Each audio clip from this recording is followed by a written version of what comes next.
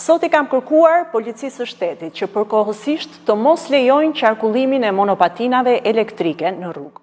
Plot 2 javë nga hyrja në fuqi e urdhrit të ministres së brendshme Albana Koçiu për ndalimin e qarkullimit të monopatinave në rrugë, realiteti këtë të diel në Vlorë ka folur ndryshe.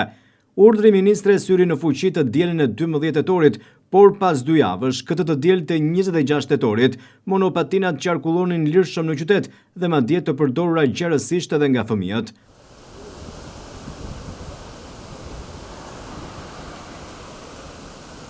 Ministria e brendshme Albana Koçiu do të deklaronte se ka një sër shqetësimesh nga qytetarët për monopatinat që përdoreshin edhe nga fëmijët. Kemi marrë një sër ankesash dhe raportimesh nga qytetarët rreth rrezikshmërisë që këto mjete përfaqësojnë, sidomos për të miturit apo të moshuarit që lëvizin në rrugë, por dhe vetë përdoruesit e tyre. Drejtori i përgjithshëm i policisë së shtetit 2 javë më parë konfirmoi se ka patur probleme dhe fatalitete nga përdorimi i monopatinave. Midis këtyre rasteve ka pasur edhe fatalitete si dhe dëmtime shumë të rënda.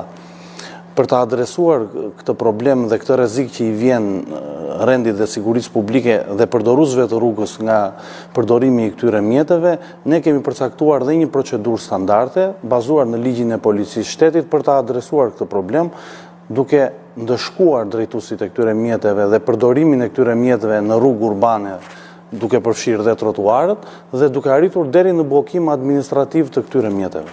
Por në një kohë që flitet për bllokime administrative, këtë të diel, pas 2 javëve të hyrjes në fuqi të urdhrit, realiteti ishin këto pamje, ku në 5 minuta vëzhgim përpara kameras kaluan 20 monopatina, edhe pse vendimi për bllokimin e tyre do të qëndronte në fuqi deri në krijimin e një kuadri të qartë ligjor që rregullon përdorimin e këtyre mjeteve.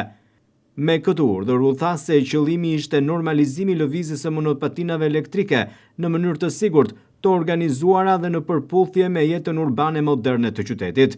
Megjithatë, mbetet për tu parë se pse nuk është respektuar këtë të diel mos lejimi i lëvizjes së monopatinave, të cilat qarkullonin lirshëm në ditën me diell.